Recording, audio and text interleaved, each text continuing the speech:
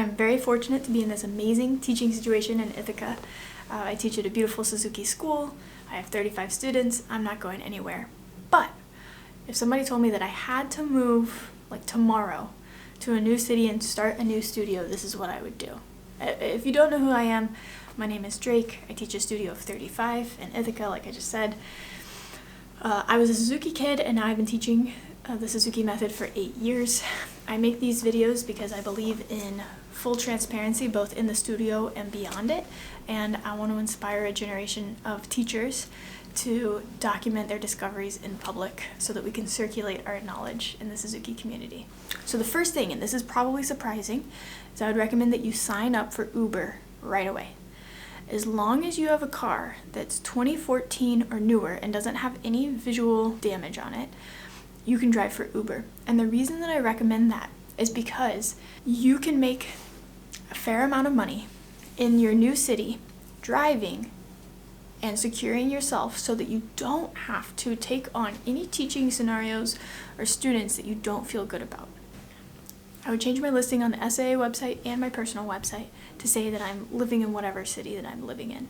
I would also reach out to any local teachers that I see to tell them that I'm moving to the area, and if they have any students that need a home, that I'm taking on new students. Third, I would make sure that I know exactly where I'm going to teach, whether that's my home, an apartment, an office, or in collaboration with another school, something like that.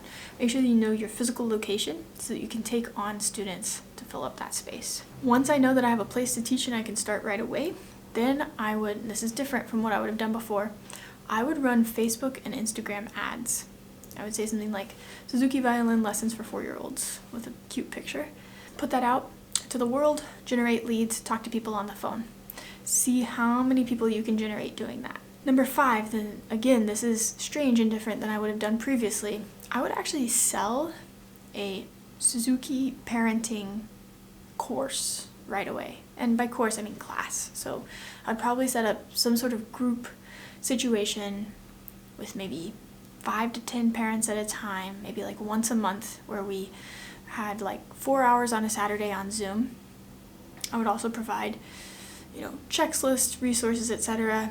During that 4-hour Zoom time, I might also, bring in one of my mentors to speak. I might show and collect videos, and I would give very, very practical tips that the parents could use like that day at home with their child. For that course, which I would sell before I would let people join the program, I would charge somewhere between $250 and $500, right? So like a set fee for that course.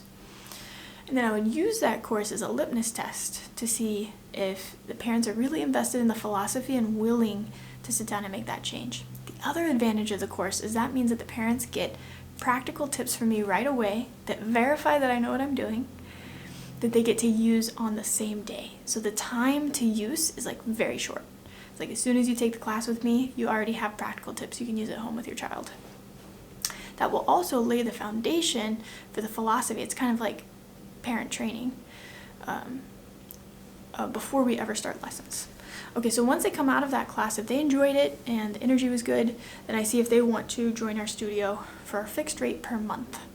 And that would include private lessons and a group lesson, as well as a whole backlog and category of parent support. I'll talk about that more in another video, but parent support that comes along with 24/7 access to the teacher, like video feedback, etc., private lesson and group lesson for a fixed fee per month. You get roughly 4 lessons per month, roughly 10 months out of the year, something like this. And this would be step 7, that I already have my contract and my billing and stuff already set up before that. So make sure that you do that step. I know a lot of people use my music staff platform online. I would probably go that route for invoicing and contacting and scheduling, all these things. Okay, now at this point I'm working up, running people through my Facebook ads, running them through my initial class, and then getting them enrolled in the lessons. And I'm driving Uber on the side to cover all my expenses. And I'm slowly trying to build up my students to 35 students. Okay, if I'm still not there, I'd probably pursue doing some sort of affiliate program with local instrument shops or like music schools or school music programs, etc. And again, still be reaching out to teachers and have them refer people your way, like developing relationships with them.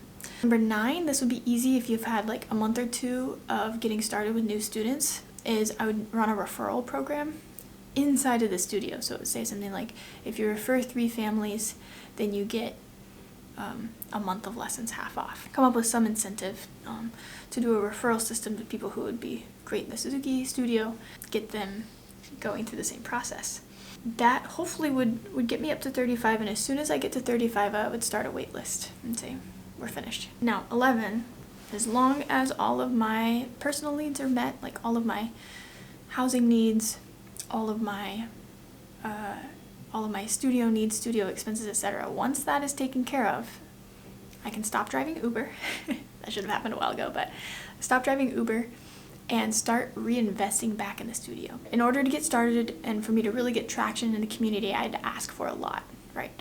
I charge a lot of money for that initial course, charge a lot of money to take lessons with me. I want to make sure that parents feel that this is not transactional, but that we're part of a community. So I want to write handwritten notes, give gifts on the holidays, hold studio parties, and hold really cool studio recitals where I even hire a photographer or hire a food truck, or make it happen at a really interesting place. So as soon as I can, I want to get going, reinvesting back in the studio. You also want to show parents that you're continuing your teacher training right away. So document what you've been learning and what you're continuing to learn after you've launched the studio. Okay, I hope that gives you some insight into how I would start a studio in 2023. Let me know if you're on the journey down in the comments, and if there's any questions or clarifications you have, I'd be happy to answer them.